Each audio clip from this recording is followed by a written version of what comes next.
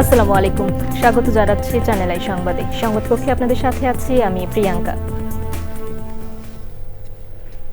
বিস্তারিত সংবাদে শুরুতেই জানিয়ে দিচ্ছি ফ্রেশ আটা ময়দা সুজি সংবাদ শিরোনামগুলো।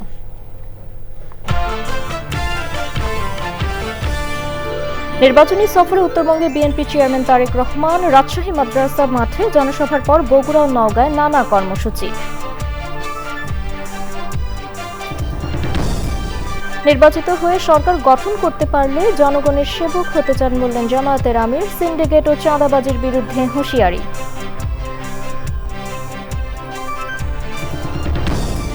শেরপুরের সহিংসতার জন্য জামায়াত ও বিএনপির পাল্টাপাল্টি অভিযোগ। সরকার ব্যবস্থা না নিলে জনপ্রতিরোধ গড়ে তোলার ঘোষণা। তৈরি পোশাক খাতে অধিকার সক্ষমতা সহযোগিতা জোরদারের আহ্বান। উৎপাদন প্রক্রিয়ায় সৃষ্ট বর্জ্য সম্পদ বলে কর্মশালায় মন্তব্য। এবং প্রকৃতি ও জীবন ফাউন্ডেশনের উদ্যোগে প্রকৃতি সংরক্ষণ পদক 2025 প্রদান। বিপন্ন পরিবেশ সংরক্ষণে সচেতনতার তাগিদ।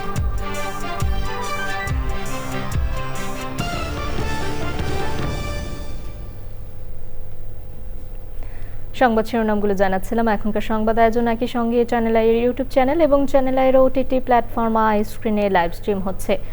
যাচ্ছি বিস্তারিত সংবাদে এবং প্রথমেই জাতীয় সংসদ নির্বাচন 2026 কাউন্টডাউন।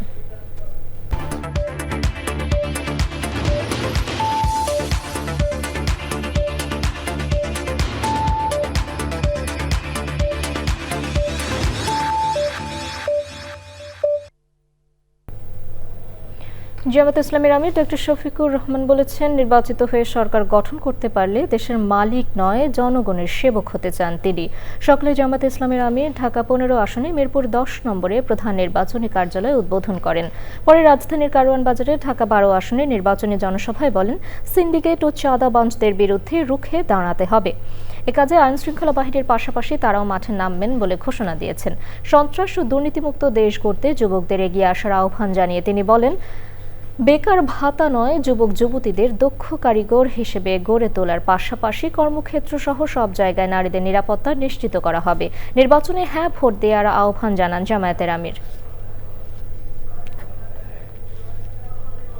আগামী 12 তারিখ আল্লাহ তাআলা ঐক্যবদ্ধ বাংলাদেশ নির্বাচনী 11 দলীয় ঐক্যজোটের প্রার্থীদেরকে ইনশাআল্লাহ নির্বাচিত করবে। আমরা আশাবাদী 13 তারিখ থেকে বাংলাদেশের চিত্র পাল্টে যাবে ইনশাআল্লাহ। সে নির্বাচন সেই ফলাফল বার্তা দেবে যে এরা কোনো চাঁদাবাজি করে না এবং কোনো চাঁদাবাজি বরদাস্ত করবে না। সাথে সাথে 90% চাঁদাবাজের হাত অবশ হয়ে যাবে। বাকি 10% যারা থাকবে ওদেরকে বুঝাবো, বুঝ না মানলে যা করা দরকার তাই করা হবে ইনশাআল্লাহ। দীর্ঘ 20 বছর পর রাজশাহী মহানগরে এসেছেন বিএনপি চেয়ারম্যান তারেক রহমান। দুপুরে রাজশাহী পৌঁছান তিনি। রাজশাহী মাদ্রাসা মাঠে জনসভায় যোগ দেবেন তারেক রহমান। সেখানে আছেন মইনুল হাসান, যাচ্ছি তার কাছে। মইনুল, রাজশাহীতে তারেক রহমানের আগমন ঘিরে কেমন আয়োজন লক্ষ্য করছেন আপনি?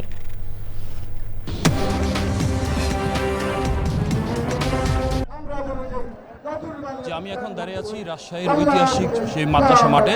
আপনি জানেন যে আজ 12:30টার দিকে বিএনপি ভারপ্রাপ্ত চেয়ারম্যান তারেক রহমান রাজশাহী যে আন্তর্জাতিক বিমানবন্দর, রাজশাহী যে বিমানবন্দর আছে সেখানে কিন্তু তিনি অবতরণ করেন। তারপর কিন্তু তিনি এখানকার যে মাজারটি আছে সেই মাজারে জিয়ারত করে।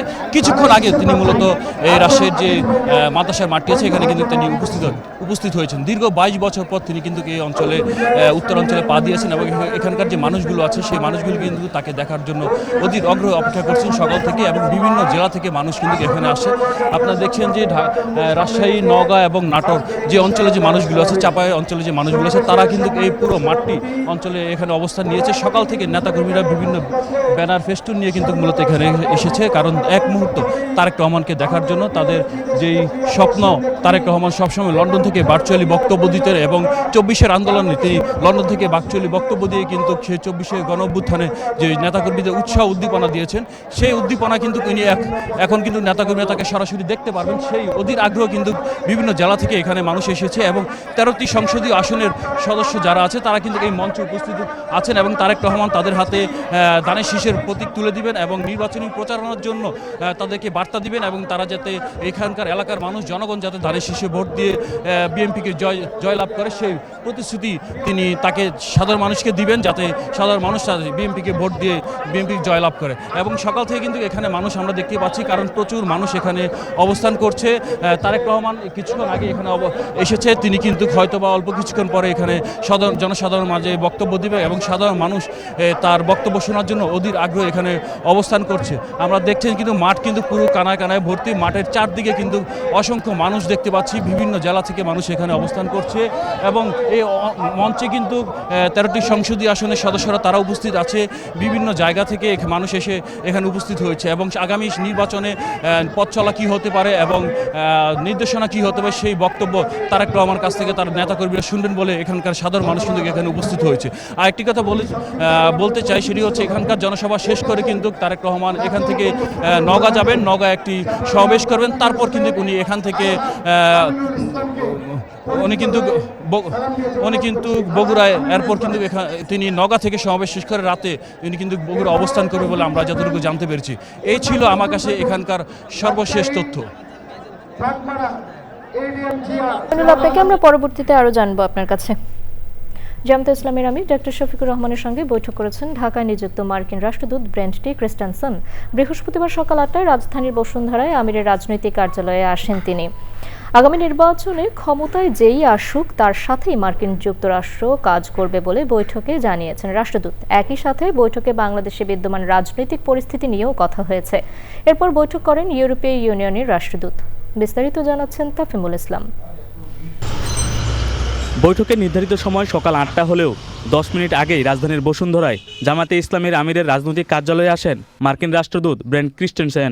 4 সদস্যের প্রতিনিধি দল নিয়ে মার্কিন এই কূটনীতিক জামাতের আমিরের সঙ্গে বৈঠক করেন প্রায় 1 ঘন্টা। সকাল 9টার পর বৈঠক শেষে বের হন মার্কিন রাষ্ট্রদূত।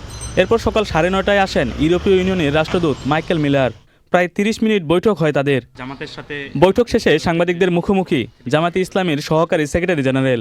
আলোচনায় কি কথা হয়েছে তা জানান তিনি। আলোচনায় বিষয় হলো মূলত নির্বাচন, জিজ্ঞেস করেছেন নির্বাচনের অবস্থা কী, পরিবেশটা কী, আমাদের প্রস্তুতি কী। তিনি নির্বাচন কমিশন সহ অন্যান্য স্টেক হোল্ডারদের সাথে আলোচনা করেছেন, তার কিছু অভিমত তিনি ব্যক্ত করেছেন, আমাদের ব্যাপারে তিনি জানতে চেয়েছেন। তো আমরা বলেছি যে নির্বাচনের জন্য পরিবেশ, এটি লেভেল প্লেইং ফিল্ড নিশ্চিত করা, সেটি আমরা এখন দেখতে পাচ্ছি না।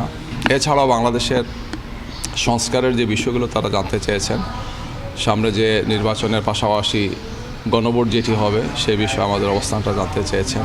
ক্ষমতায় গেলে জামায়াতে ইসলামী কেমন সরকার গঠন করবে তাও জানতে চেয়েছেন মার্কিন রাষ্ট্রদূত।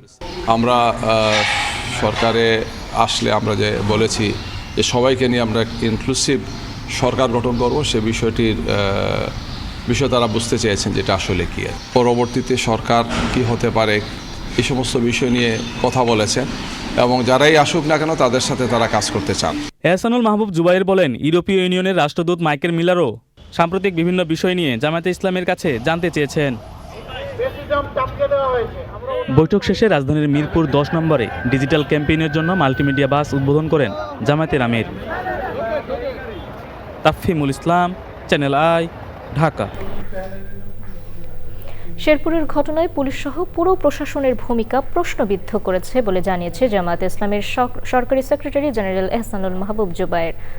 দুপুরে রাজধানীর মগবাজারে দলের কেন্দ্রীয় কার্যালয়ে 11 দলীয় নির্বাচনী ঐক্যের জরুরি সংবাদ সম্মেলনে তিনি বলেন, পুলিশ চাইলে বিএনপির উচ্ছৃঙ্খল নেতাকর্মীদের নিবৃত্ত করতে পারত, কিন্তু তারা দর্শকের ভূমিকা পালন করেছে।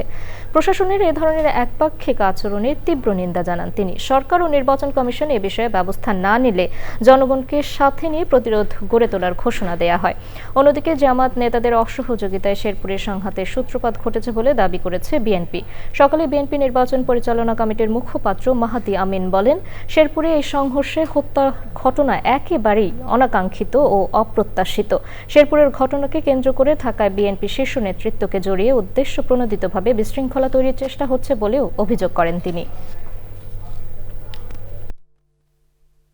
আমরা 1971 সালে পাক সেনাদার বাহিনী আমাদের উপরে অনেক অত্যাচার করছে, করে নাই? বাড়িঘর ছেড়ে চলে গেছিল না ইন্ডিয়াতে, বাড়িঘর সব পুরাই দিছিল না। এটা তো সেই ৭১ সালে ওই পাক সেনাদার বাহিনীরা করছিল, আর তখন তাদেরকে কারা সহযোগিতা করছিল এটাও আমরা খুব ভালো করে জানি, ঠিক কিনা? মাপ চাইছে এখন পর্যন্ত ৭১ সালের জন্য মাপ চাই। এবারে অন্যান্য সংবাদ। রোহিঙ্গা সংকটের একমাত্র টেকসই সমাধান হলো প্রত্যাবাসন, এমন মন্তব্য করেছেন অন্তর্বর্তী সরকারের প্রধান উপদেষ্টা অধ্যাপক মোহাম্মদ ইউনূস। রাষ্ট্রীয় অতিথি ভবন যমুনায় প্রধান উপদেষ্টার সঙ্গে সৌজন্য সাক্ষাৎ করতে গেলে জাতিসংঘের শরণার্থী সংস্থা UNHCR এর নবনিযুক্ত কান্ট্রি রিপ্রেজেন্টেটিভ আইভো ফ্রেজনকে এক কথা বলেন তিনি। প্রধান উপদেষ্টা বলেন, ১ মিলিয়নের বেশি রোহিঙ্গা শরণার্থীর দীর্ঘমেয়াদী অবস্থান কোনো সমাধান হতে পারে না। সমস্যা সূত্রপাত মিয়ানমারে, তাই সমাধানও সেখান থেকেই আসতে হবে। সাক্ষাতে UNHCR প্রতিনিধি কক্সবাজারের রোহিঙ্গা ক্যাম্পগুলোতে আন্তর্জাতিক সহায়তা তহবিলের গুরুতর ঘাটতির বিষয়টি তুলে ধরেন। সাক্ষাতে পাশাপাশি ক্যাম্পগুলোতে আত্মনির্ভরতা ও জীবিকা ভিত্তিক সুযোগ বাড়ানোর প্রয়োজনীয়তার উপর জোর দেন তিনি।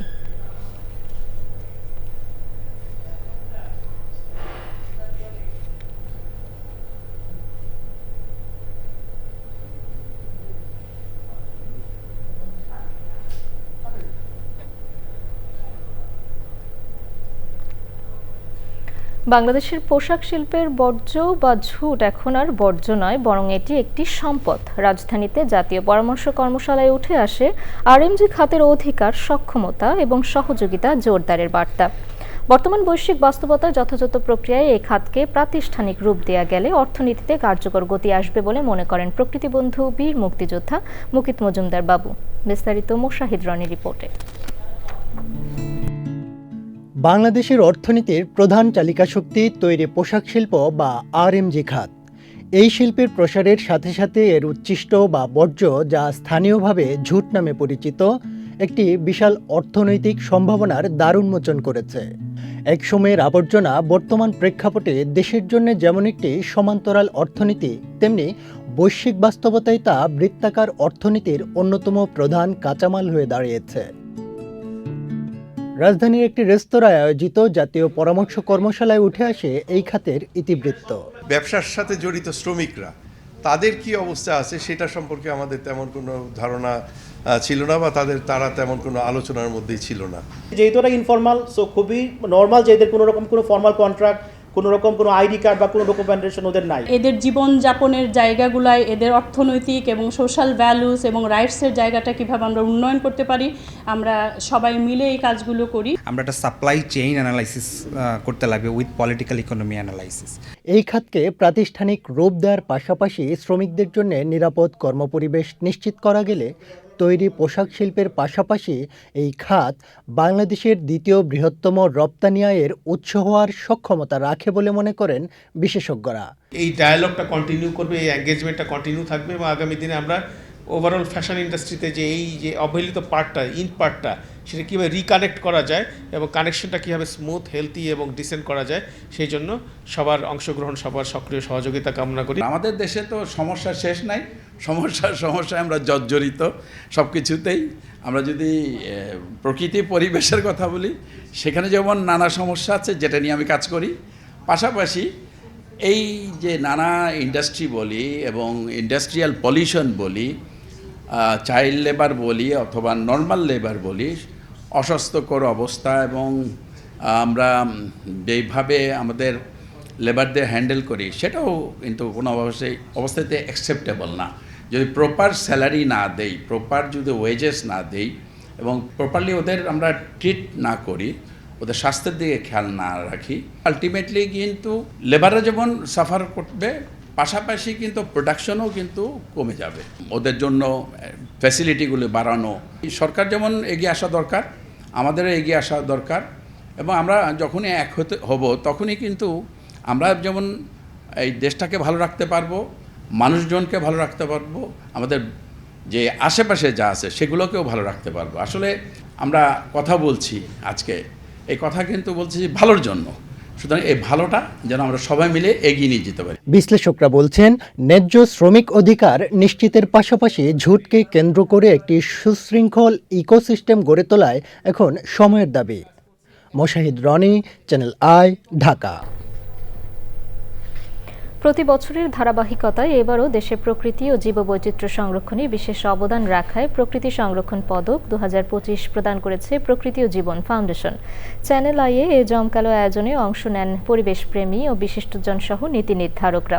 বিপন্ন পরিবেশ ও জীববৈচিত্র্য সংরক্ষণে সার্বিক সচেতনতার পাশাপাশি সীমাবদ্ধতা ও সম্ভাবনার বার্তা উঠে আসে অনুষ্ঠানে। আফরোজা হাসির রিপোর্ট।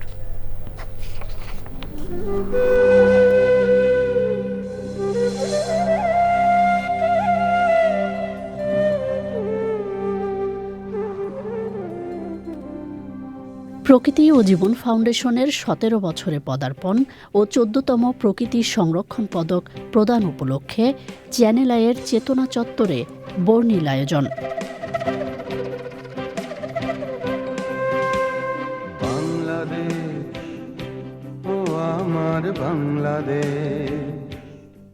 প্রামাণ্যচিত্রে তুলে ধরা হয় পরিবেশ ও জীববৈচিত্র্য সংরক্ষণে প্রকৃতি ও জীবন ফাউন্ডেশনের স্বপ্নযাত্রার নানা কর্মকাণ্ড।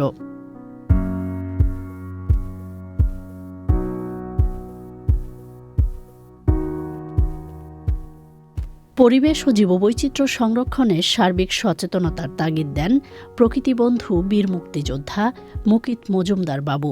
এই ভবিষ্যৎ নির্মাণে আমরা একসাথে সকলে কাজ করব, এই অঙ্গীকারই থাক আজকে। এবং আমরা যখনই এগিয়ে আসব, এই দেশটা ভালো থাকবে, আমরা ভালো থাকব, আমাদের ভবিষ্যৎ প্রজন্ম ভালো থাকবে।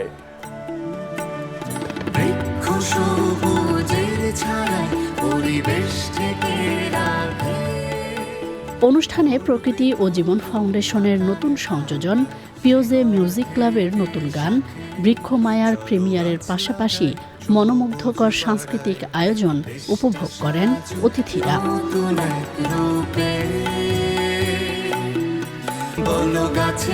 আফরোজা হাসি, চ্যানেল আই, ঢাকা। প্রকৃতি সংরক্ষণ পদক 2025 নিয়ে বিশেষ আয়োজনের প্রথম পর্ব দেখবেন আজ রাত 10:15 প্রকৃতি ও জীবন অনুষ্ঠানে। কলকারখানা আর বাণিজ্যের শহর নারায়ণগঞ্জ, প্রতিদিন হাজারো মানুষের পদচারণায় আর শিল্পায়নের চাপে দিনে দিনে এখানকার পরিবেশ অনেকটাই হুমকির মুখে পড়ছে।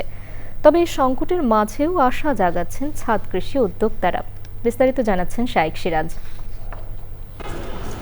নারায়ণগঞ্জ শহরের আজমেরি বাগ, এখানে সুউচ্চ ভবনের উপরে দাঁড়িয়েও লক্ষ্য করা যাচ্ছে সবুজ রাস্তরণ। এই 5তলা ভবনে 2 স্তরে 2200 বর্গফুট জায়গা জুড়ে শহীদুল ইসলাম লিটন গড়ে তুলেছেন ছাদ কৃষি।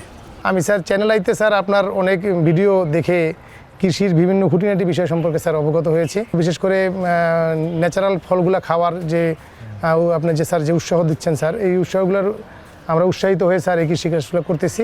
নিচের স্তরে বিভিন্ন জাতের ফলের গাছ আর উপরের স্তরে লাউয়ের মাচা। ছাদেই লালন পালন করা হচ্ছে দেশি মুরগি, শীতেও ফলছে নানা জাতের আম। পাশে স্যার একটু তাকায় দেখেন স্যার, এই যে একটা কৃষি অনুপ্রাণিত হয়েছে, আমাকে দেখে দেখেই স্যার এসে শুরু করেছে। তারপরে স্যার এই যে আমাদের কাউসার ভাই, উনি নিজে এখানে করেছে। এই পাশে আমাদের আহসান আছে, আমাদের এক বন্ধু, সে 8তলার উপর করেছে। মোটামুটি এলাকাটায় স্যার মোটামুটি সবাই ছাদ কৃষিটা করে। এখান থেকে যোগান হচ্ছে পরিবারের খাদ্যের কিছুটা অংশ, যা উপভোগ করেন পরিবারের সদস্যরাও। ভাই সাহেব করেন, আপনিও আসেন কি? হ্যাঁ, আমি আসি। আমি বেশিরভাগই ভিজিটর হিসেবে আসি, অথবা আসি দেখা যায় যে অক্সিজেন গ্রহণ করি। শীতের সময় আবার আম হয়েছে আমাদের। আরে বাবা, 4টা আম হয়েছিল। তার মানে তোমার 12 মাসই আম হয় না? জি স্যার, তোমাদের 12 মাসই আম আছে, বছর জুড়ে আম হয়। তো বাংলাদেশের জেলায় জেলায় বিশেষভাবে 12 মাসি আমের যে চাষ হয়, তার পাশাপাশি ছাদে আঙিনায় অনেকেই 12 মাসি আমের চাষ করছেন। শহীদুল ইসলাম লিটন তেমনই একজন, যিনি তার নিজস্ব বাড়ির এই ছাদটুকুকে ছাদ কৃষি কাঠামো তৈরি করে আয়োজন করেছেন এই সুন্দর বাগানটি, যার মধ্য দিয়ে তিনি শুধু এখান থেকে ফসল পাচ্ছেন এবং সেটা দিয়ে তার চলছে, বিষয়টা ওরকম নয়। তার যে আনন্দ পরিবারের সবাইকে নিয়ে, সেটাকে তিনি অনেক বেশি উপভোগ করছেন।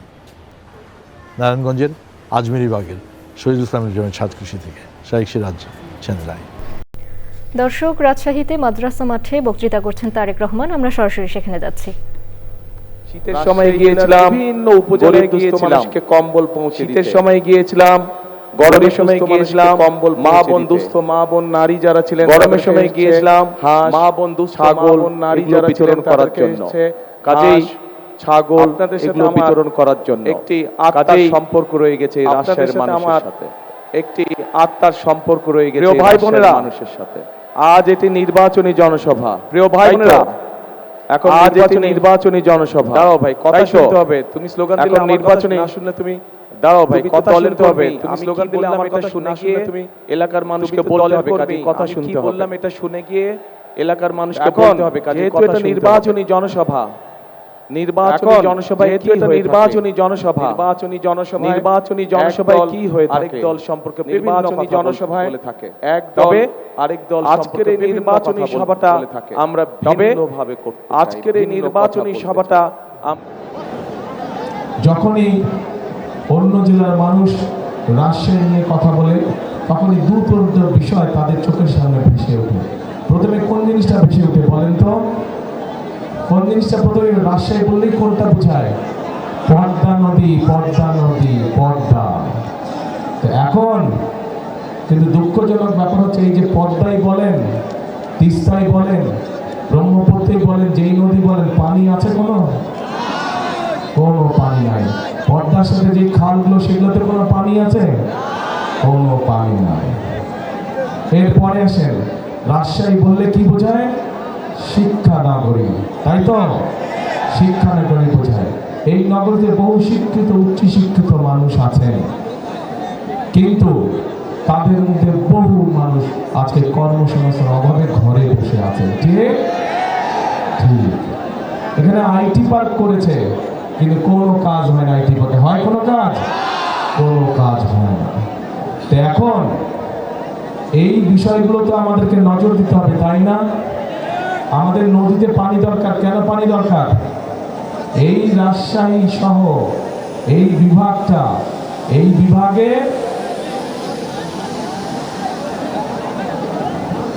এই যে বরেন্দ্র প্রকল্প যেটা শহীদ রাষ্ট্রপতি জিয়া রহমান চালু করেছিলেন এই বরেন্দ্র প্রকল্প চালু করার পরেই শহীদ রাষ্ট্রপতি জিয়া রহমানের সময় দেশ খাদ্যে দ্বিগুণ খাদ্য উৎপাদন করে তাই না এই আমাদের নদীতে পানি দরকার কেন পানি দরকার বিভাগটা এই বিভাগে সহ এই বিভাগে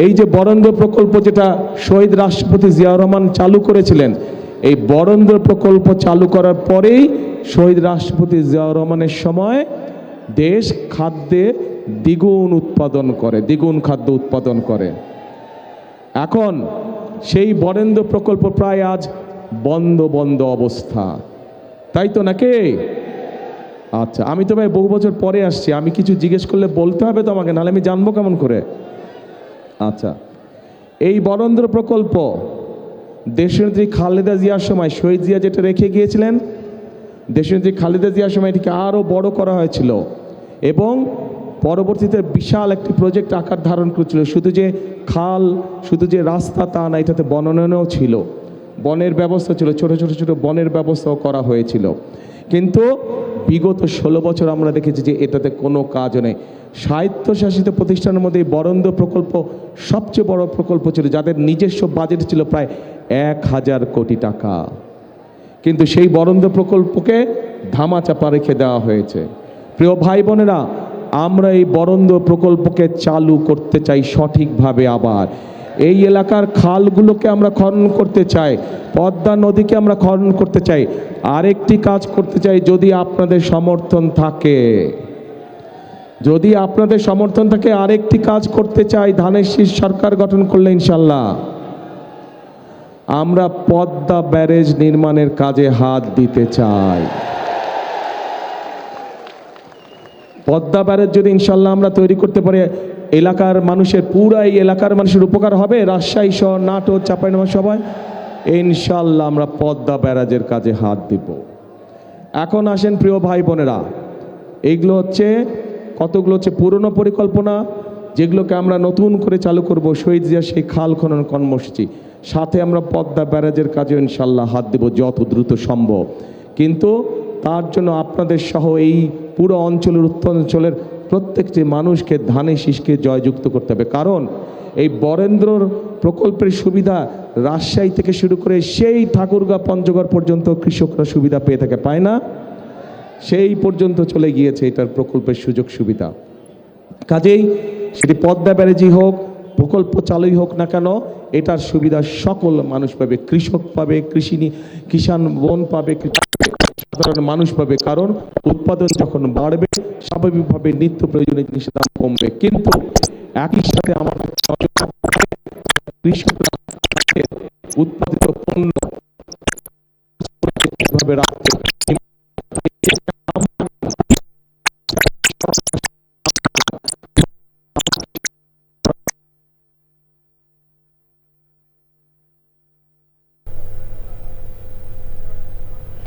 দর্শক, আমরা বিএনপি চেয়ারম্যান তারেক রহমানের বক্তব্য শুনছিলাম। এবারে নিটুল টাটা কৃষি সংবাদ।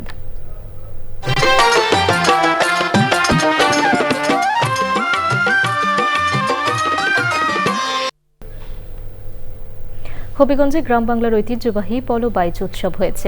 জেলার বিভিন্ন স্থান থেকে আসা হাজারের অধিক মাছ শিকারী আয়োজনকে মাতিয়ে তোলেন। এবারে প্রকৃতি সংবাদ।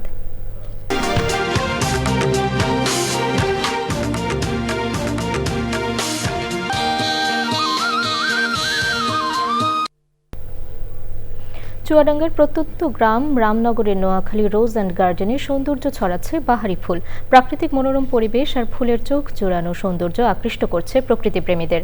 যান্ত্রিক জীবনের ব্যস্ততা ভুলে ফুলের মাঝে প্রশান্তি খুঁজে ফিরছেন দর্শনার্থীরা। দর্শক, সবশেষে ফ্রেশ আটা ময়দা সুজি সংবাদ শিরোনামগুলো জানিয়ে দিচ্ছি আরও একবার। নির্বাচনী সফরে উত্তরবঙ্গে বিএনপি চেয়ারম্যান তারেক রহমান রাজশাহী মাদ্রাসা মাঠে জনসভার পর বগুড়া ও নওগাঁয় নানা কর্মসূচি। নির্বাচিত হয়ে সরকার গঠন করতে পারলে জনগণের সেবক হতে চান বললেন জামায়াতের আমির। সিন্ডিকেট ও চাঁদাবাজির বিরুদ্ধে হুঁশিয়ারি।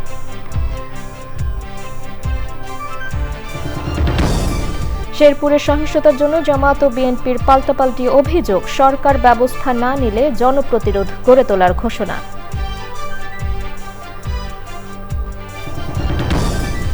তৈরি পোশাক খাতে অধিকার সক্ষমতা সহযোগিতা জোরদারের আহ্বান। উৎপাদন প্রক্রিয়ায় সৃষ্ট বর্জ্য সম্পদ বলে কর্মশালায় মন্তব্য। এবং প্রকৃতি ও জীবন ফাউন্ডেশনের উদ্যোগে প্রকৃতি সংরক্ষণ পদক 2025 প্রদান। বিপন্ন পরিবেশ সংরক্ষণের সচেতনতার তাগিদ।